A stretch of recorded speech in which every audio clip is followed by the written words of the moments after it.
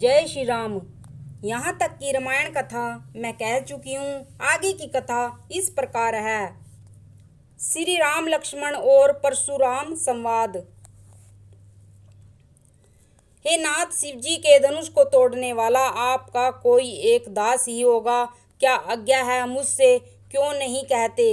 यह सुनकर क्रोधी मुनि रिसा कर बोले, सेवक वह जो सेवा का काम करे, शत्रु का काम करके तो लड़ाई ही करनी चाहिए। हे राम सुनो, जिसने शिव जी के धनुष को तोड़ा है वह शस्त्र बाहु के समान मेरा शत्रु है। वह इस समाज को छोड़कर अलग हो जाए, नहीं तो सभी राजा मारे जाएंगे। मुनि के वचन सुनकर लक्ष्मण जी मुस्कुराए और परशुराम जी का अपमान करते हुए बोले, हे गोसाई, लड़कपन में हमने बहुत सी धनुहियां तोड़ डाली हैं, किंतु आपने ऐसा क्रोध कभी नहीं किया। इसी धनुष पर इतनी ममता किस कारण से है? यह सुनकर भृगुवंश की ध्वजा स्वरूप परशुराम जी कुपित होकर कहने लगे, अरे राजपुत्र, काल के वश होने से तुझे बोलने में कुछ भी होश नहीं है। सारे संसार में विख्याता शिव जी का यह धनुष क्या धनुही के समान है? लक्ष्मण जी ने हंसकर कहा, हे देव सुनिए, हमारे जान में तो सभी धनुष एक से ही हैं। पुराने धनुष के तोड़ने में क्या हानि लाभ है? श्री रामचंद्र जी ने तो इसे नवीन के धोखे से देखा था, फिर यह तो छूते ही टूट गया। इसमें रघुनाथ जी का कोई दोष नहीं। मुनि, आप बिना ही कारण किस लिए क्रोध करते हैं? परशुराम जी अपने फरसे की ओर देखकर बोले, अरे दुष्ट, तूने मेरा स्वभाव नहीं सुना? मैं तुझे बालक जानकर नहीं मारता हूँ। अरे मूर्ख, क्या तू मुझे निरा मुनि ही जानता है? मैं बाल ब्रह्मचारी और अत्यंत क्रोधी हूँ। अक्षत्रिय कुल का शत्रु तो विश्व भर में विख्याता हूँ।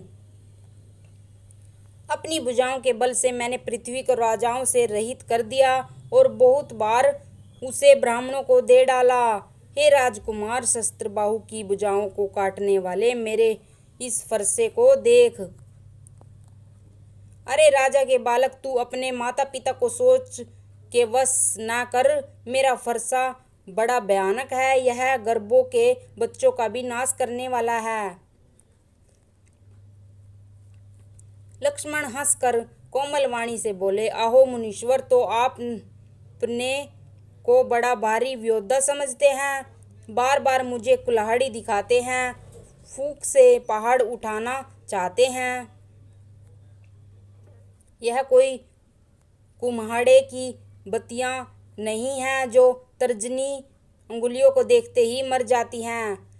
कुठार और धनुष बाण देखकर भी मैंने कुछ अभिमान सहित कहा था।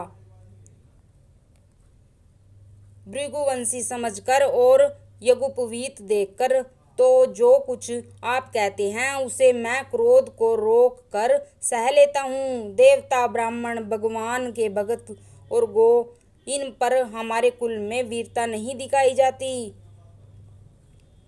क्योंकि इन्हें मारने से पाप लगता है और इनसे हार जाने पर अपकृति होती है। इसलिए आप मारे तो भी आपके पैर ही पड़ना चाहिए। आपका एक एक वचन ही करोड़ों वज्रों के समान है। धनुष, बाण और कुठार तो आप व्यर्थ ही धारण करते हैं। इन्हें धनुष, बाण और कुठार को देखकर मैंने कुछ अनुचित कहा हो तो उसे हे धीर महामुनि अक्षमा कीजिए। यह सुनकर भृगुवंशी मणि परशुराम जी का क्रोध के साथ गंभीर वाणी बोले, हे विश्वामित्र सुनो, यह बालक बड़ा कुबुद्धि और कुटिल है। काल के वश होकर यह अपने कुल का घातक बन रहा है। यह सूर्य वंश रूपी पूर्ण चंद्रमा का कलंक है। यह बिल्कुल उद्दंड, मूर्ख और निडर है। अभी क्षण भर में यह काल का ग्रास हो जाएगा। मैं पुकार कर कह देता हूँ, फिर मुझे दोष नहीं है। यदि तुम इसे बचाना चाहते हो तो हमारा प्रताप, बल और क्रोध बतलाकर इसे मना कर दो। लक्ष्मण जी ने कहा, हे मुनि, आपका सुयश आपके रहते दूसरा कौन वर्णन कर सकता है? आपने अपने ही मुंह से अपनी करनी अनेकों बार बहुत प्रकार से वर्णन की है। इतने पर भी संताप न हुआ हो तो फिर कुछ कह डालिए। क्रोध रोक कर अश्रहा दुख मत सहिए। आप वीरता का व्रत धारण करने वाले धैर्यवान और अक्षोभ रहित हैं। गाली देते शोभा नहीं पाते। सूरवीर तो युद्ध में करनी सूरवीरता का कार्य करते हैं कहकर अपने को नहीं जानते। शत्रु को युद्ध में उपस्थित पाकर कायर ही अपने प्रताप की ढींग मार करते हैं। आप तो मानो काल का हाथ लगाकर बार बार उसे मेरे लिए बुलाते हैं। लक्ष्मण जी के कठोर वचन सुनते ही परशुराम जी ने अपने भयानक परसे को सुधाकर हाथ में ले लिया और बोले, अब लोग मुझे कुछ दोष न दें। यह कड़वा बोलने वाला बालक मारे जाने के ही योग्य है। इसे बालक देखकर मैंने बहुत बचाया, पर अब यह सचमुच मरने को ही आ गया है। विश्वामित्र जी ने कहा, अपराध अक्षमा कीजिए। बालकों के दोष और गुण को साधु लोग नहीं गिनते। परशुराम जी बोले, तीखी धार का कुठार में दया रहित और क्रोधी और गुरुद्रोही और अपराधी मेरे सामने हैं। उत्तर दे रहा है। इतने पर भी मैं इसे बिना मारे छोड़ रहा हूँ। सो हे विश्वामित्र, केवल तुम्हारे शील प्रेम से, नहीं तो इसे इस कठोर कुठार से काट कर थोड़े ही परिश्रम से गुरु से उऋण हो जाता है। विश्वामित्र जी ने हृदय में हंसकर कहा, मुनि को हरा ही हरा सूझ रहा है। अर्थात स्वत्र विजय होने के कारण ये श्री राम लक्ष्मण को भी साधारण क्षत्रिय ही समझ रहे हैं, किंतु यह लोहमयी केवल फौलाद की बनी हुई खांड है, उख की खांड नहीं, जो मुंह में लेते ही गल जाए। खेद है, मुनि अब भी बेसमझ बने हैं, इनके प्रभाव को नहीं समझ रहे हैं। लक्ष्मण जी ने कहा, हे मुनि, आपके शील को कौन नहीं जानता। वह संसार भर में प्रसिद्ध है। आप माता पिता से तो अच्छी तरह उऋण हो ही गए, अब गुरु का ऋण रहा जिसका जी में बड़ा सोच लगा है। वह मानो हमारे ही मत्थे काढ़ा था। बहुत दिन बीत गए, इससे ब्याज भी बहुत बढ़ गया होगा। अब किसी हिसाब करने वाले को बुला लाए तो मैं तुरंत थैली खोलकर दे दूं। लक्ष्मण जी के कड़वे वचन सुनकर परशुराम जी ने कुठार संभाला। सारी सभा हाय हाय करके पुकार उठी। लक्ष्मण जी ने कहा, हे भृगुश्रेष्ठ, आप मुझे परसा दिखा रहे हैं, पर हे राजाओं के शत्रु, मैं ब्राह्मण समझकर बचा रहा हूँ। आपको कभी रणधीर बलवान वीर नहीं मिले। हे ब्राह्मण देवता, आप घर में ही बड़े हैं। यह सुनकर अनुचित है कहकर सब लोग पुकार उठे। तब श्री रघुनाथ जी ने इशारे से लक्ष्मण जी को रोक दिया। लक्ष्मण जी के उत्तर से जो आहुति के समान थे, परशुराम जी के क्रोध रूपी अग्नि को बढ़ते देखकर रघुकुल के सूर्य श्री रामचंद्र जी जल के समान शांत करने वाले वचन बोले, हे नाथ, बालक पर कृपा कीजिए। इस सीधे और दूध मुँहे बच्चे पर क्रोध न कीजिए। यदि यह प्रभु का आपका कुछ भी प्रभाव जानता तो क्या यह बेसमझ आपकी बराबरी करता। बालक यदि कुछ चपलता भी करते हैं तो गुरु पिता और माता मन में आनंद से भर जाते हैं। अतः इसे छोटा बच्चा और सेवक जानकर कृपा कीजिए। आप तो समदर्शी, सुशील, धीर और ज्ञानी मुनि हैं। श्री रामचंद्र जी के वचन सुनकर वे कुछ ठंडे पड़े। इतने में लक्ष्मण जी कुछ कहकर फिर मुस्कुरा दिए। उनको हंसते देखकर परशुराम जी के नख से शिखा तक सारे शरीर में क्रोध छा गया। उन्होंने कहा, हे राम, तेरा भाई बड़ा पापी है।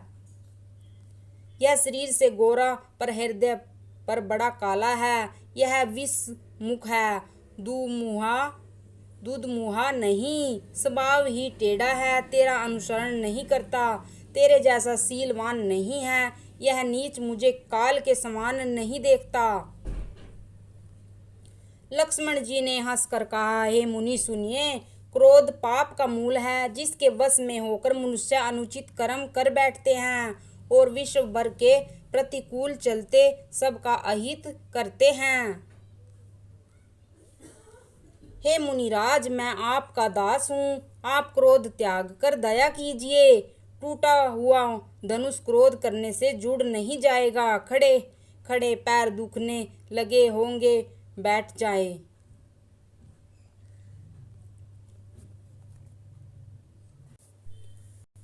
यदि धनुष अत्यंत ही प्रिय हो, कोई उपाय किया जाए, किसी बड़े गुणी को बुलाकर जुड़वा दिया जाए। लक्ष्मण जी के बोलने से जनक जी डर जाते हैं और कहते हैं, बस चुप रहिए, अनुचित बोलना अच्छा नहीं। जनकपुर के स्त्री पुरुष थर थर कांप रहे हैं और मन ही मन कह रहे हैं कि छोटा कुमार बड़ा ही खोटा है। लक्ष्मण जी का निर्भय वाणी सुन सुनकर परशुराम जी का शरीर क्रोध से जल जा रहा है और उनके बल की हानि हो रही है, उनका बल घट रहा है। तब श्री रामचंद्र जी पर एहसान जानकर परशुराम जी बोले, तेरा छोटा भाई समझकर मैं इसे बचा रहा हूँ। यह मन में मैला और शरीर का कैसा सुंदर है, जैसे विष के रस से भरा हुआ सोने का घड़ा। यह सुनकर लक्ष्मण जी फिर हंसे। तब श्री रामचंद्र जी ने तिरछी नजर से उनकी ओर देखा, जिससे लक्ष्मण जी सकुचा कर विपरीत बोलना छोड़कर गुरु जी के पास चले गए। श्री रामचंद्र जी दोनों हाथ जोड़कर अत्यंत विनय के साथ कोमल और शीतल वाणी बोले, हे नाथ सुनिए, आप तो स्वभाव से ही सुजान हैं, आप बालक के वचन पर कान न दीजिए, उसे सुना अनसुना कर दीजिए। बर्रे और बालक का एक स्वभाव है, संत जन इन्हें कभी दोष नहीं लगाते। फिर उसने लक्ष्मण ने तो कुछ काम भी नहीं बिगाड़ा है। हे नाथ, आपका अपराधी तो मैं हूँ, अतः हे स्वामी, कृपा क्रोध वध और बंधन जो कुछ करना हो दास की तरह अर्थात दास समझकर मुझ पर कीजिए, जिस प्रकार से शीघ्र आपका क्रोध दूर हो। हे मुनिराज, बताइए, मैं वही उपाय करूं। मुनि ने कहा, हे राम, क्रोध कैसे जाए, अब भी तेरा छोटा भाई टेढ़ी ही ताक रहा है। इसकी गर्दन पर मैंने कुठार ना चलाया तो क्रोध करके किया ही क्या। मेरे जिस कुठार की गौर करनी सुनकर राजाओं की स्त्रियों के गर्भ गिर पड़ते हैं, उसी फरसे के रहते मैं इस शत्रु राजपुत्र को जीवित देख रहा हूँ। हाथ चलता नहीं, क्रोध से छाती जली जाती है। हाय, राजाओं का घातक यह कुठार भी कुठित हो गया, विधाता विपरीत हो गया, इससे मेरा स्वभाव बदल गया, नहीं तो भला मेरे हृदय में किसी समय भी कृपा कैसी। आज दया मुझे यह दुस्साह दुख सहा रही है। यह सुनकर लक्ष्मण जी ने मुस्कुराकर सिर नवाया और कहा, आपकी कृपा रूपी वायु भी आपकी मूर्ति के अनुकूल ही है। वचन बोलते हैं मानो फूल जड़ रहे हैं। हे मुनि, यदि आप करने से आपका शरीर जला जाता है तो क्रोध होने पर तो शरीर की रक्षा विधाता ही करेंगे। परशुराम जी ने कहा, हे जनक, देख, यह मूर्ख बालक हट करके यमपुरी में घर निवास करना चाहता है। इसको शीघ्र ही आंखों की ओट क्यों नहीं करते। यह राजपुत्र देखने में छोटा है पर है बड़ा खोटा। लक्ष्मण जी ने हंसकर मन ही मन कहा, आंख मूंद लेने पर कहीं कोई नहीं है।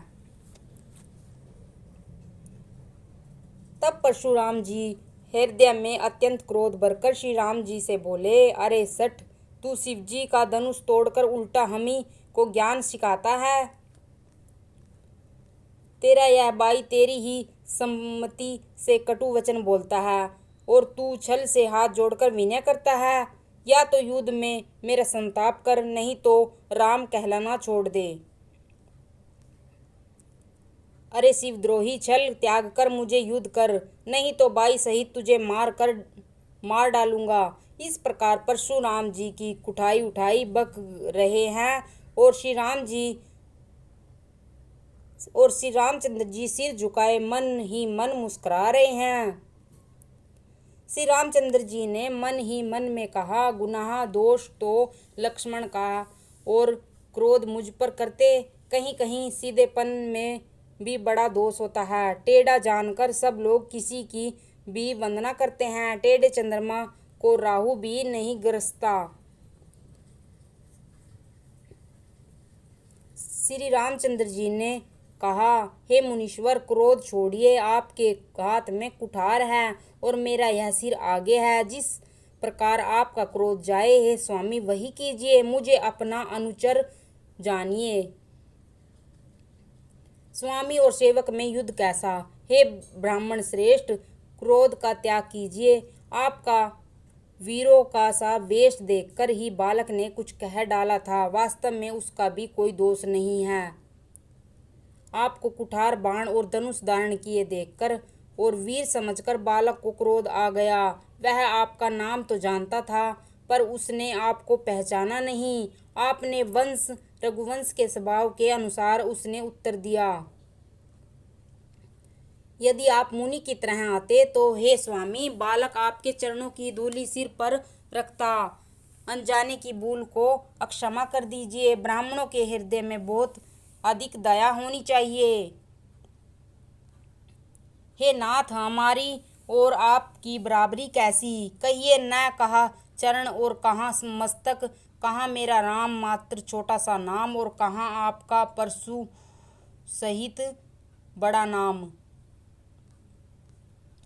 हे देव, हमारे तो एक ही गुण दोष हैं और आपके परम पवित्र श्रम, दम, तप, सोच, अक्षमा, सरलता, ज्ञान, विज्ञान और आस्तिकता, ये 9 गुण हैं। हम तो सब प्रकार से आपसे हारे हैं। हे विप्र, हमारे अपराधों को अक्षमा कीजिए। श्री रामचंद्र जी ने परशुराम जी को बार बार मुनि और विप्रवर कहा। तब भृगुपति परशुराम जी कुपित होकर अथवा क्रोध की हंसी हंसकर बोले, तू भी अपने भाई के समान ही टेढ़ा है। तू मुझे निरा ब्राह्मण ही समझता है। मैं जैसा विप्र हूँ तुझे सुनाता हूँ। धनुष को सुरवा, बाण को आहुति और मेरे क्रोध को अत्यंत भयंकर अग्नि जान। चतुरांगनी सेना, सुंदर समुदाय, यज्ञ में जलाए जाने वाली लकड़ियां हैं। बड़े बड़े राजा उसमें आकर बलि के पशु हुए हैं, जिनको मैंने इसी फरसे से काट कर बलि दिया है। ऐसा करोड़ों जय युक्त रण यज्ञ मैंने किए हैं, अर्थात जैसे मंत्रोच्चारण पूर्वक स्वाहा शब्द के साथ आहुति दी जाती है, उसी प्रकार मैंने पुकार पुकार कर राजाओं की बलि दी है। मेरा प्रभाव तुझे मालूम नहीं है, इसी से तू ब्राह्मण के धोखे मेरा निरादर करके बोल रहा है। धनुष तोड़ डाला, इससे तेरा घमंड बहुत बढ़ गया है। ऐसा अहंकार मानो संसार को जीत कर खड़ा है। श्री रामचंद्र जी ने कहा, हे मुनि, विचार कर बोलिए। आपका क्रोध बहुत बड़ा है और मेरी भूल बहुत छोटी है। पुराना धनुष था, छूते ही टूट गया। मैं किस कारण अभिमान करूं? हे भृगुनाथ, यदि हम सचमुच ब्राह्मण कहकर निरादर करते हैं तो यह सत्य सुनिए। फिर संसार में ऐसा कौन योद्धा है जिसे हम डर के मारे मस्तक नुआएं?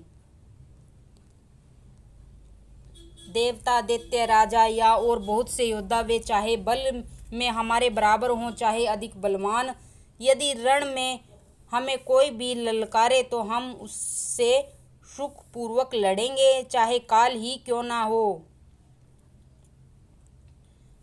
क्षत्रिय का शरीर धर कर जो युद्ध में डर गया, उस नीच ने अपने कुल पर कलंक लगा दिया। मैं स्वभाव से ही कहता हूँ, कुल की प्रशंसा करके नहीं, कि रघुवंशी रण में काल से भी नहीं डरते।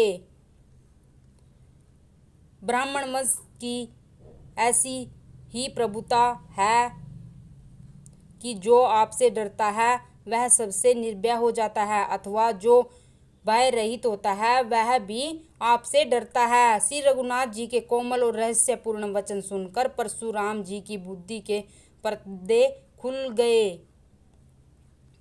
परशुराम जी ने कहा, हे राम, हे लक्ष्मीपति, धनुष को हाथ में अथवा लक्ष्मीपति विष्णु का धनुष लीजिए और इसे खींचिए, जिससे मेरा संदेह मिट जाए। परशुराम जी धनुष देने लगे, तब वह आप ही चला गया। तब परशुराम जी के मन में बड़ा आश्चर्य हुआ। तब उन्होंने श्री राम जी का प्रभाव जाना, जिसके कारण उनका शरीर पुलकित और प्रफुल्लित हो गया। वे हाथ जोड़कर वचन बोले, प्रेम उनके हृदय में समाता न था। हे रघुकुल रूपी कमल वन के सूर्य, हे राक्षसों के कुल रूपी घने जंगल को जलाने वाले अग्नि, आपकी जय हो। हे देवता, ब्राह्मण और गौ का हित करने वाले, आपकी जय हो। हे मद मोह क्रोध और भ्रम के हरने वाले, आपकी जय हो। हे विनयशील, कृपा आदि वाणी के समुद्र और वचनों की रचना और अत्यंत चतुर, आपकी जय हो। हे सेवकों को सुख देने वाले, सब अंगों से सुंदर और शरीर में करोड़ों कामदेवों की छवि धारण करने वाले, आपकी जय हो। मैं एक मुख से आपकी प्रशंसा करूं। हे महादेव जी के मन रूपी मानसरोवर के हंस, आपकी जय हो। मैंने अनजाने में आपको बहुत से अनुचित वचन कहे। हे अक्षमा के मंदिर दोनों भाई, मुझे अक्षमा कीजिए। हे रघुकुल के पताका स्वरूप श्री रामचंद्र जी, आपकी जय हो, जय हो, जय हो। ऐसा कहकर परशुराम जी के तप के लिए वन को चले गए। यह देखकर दुष्ट राजा लोग बिना ही कारण के मन कल्पित डर से रामचंद्र जी से तो परशुराम जी भी हार गए। हमने इनका अपमान किया था, अब कहीं ये उसका बदला न लें, इस व्यर्थ के डर से डर गए। वे कायर चुपके से जहां तहां भाग गए। देवता ने नगाड़े बजाए, वे प्रभु के ऊपर फूल बरसाने लगे। जनकपुर के स्त्री पुरुष सब हर्षित हो गए। उनका मोहमय अज्ञान से उत्पन्न शूल मिट गया। खूब जोर से बाजे बजने लगे। सभी ने मनोहर मंगल साजे साजे, सुंदर मुख और सुंदर नेत्रों वाली और कोयल के समान मधुर बोलने वाली स्त्रियां झुंड की झुंड मिलकर सुंदर गान करने लगी। जनक के सुख का वर्णन नहीं किया जा सकता, मानो जन्म की दरिद्री धन का खजाना पा गया हो। सीता जी का भय जाता रहा। वे ऐसी सुखी हुई जैसे चंद्रमा के उदय होने से चकोर की कन्या सुखी होती है। जनक जी ने विश्वामित्र जी को प्रणाम किया और कहा, प्रभु ही की कृपा से श्री रामचंद्र जी ने धनुष तोड़ा है। दोनों भाइयों ने मुझे कृतार्थ कर दिया। हे स्वामी, अब जो उचित हो सो कहिए। मुनि ने कहा, हे चतुर नरेश, सुनो। यूं तो विवाह धनुष के अधीन था, धनुष के टूटते ही विवाह हो गया। देवता, मनुष्य और नाग सब किसी को यह मालूम है। जय श्री राम।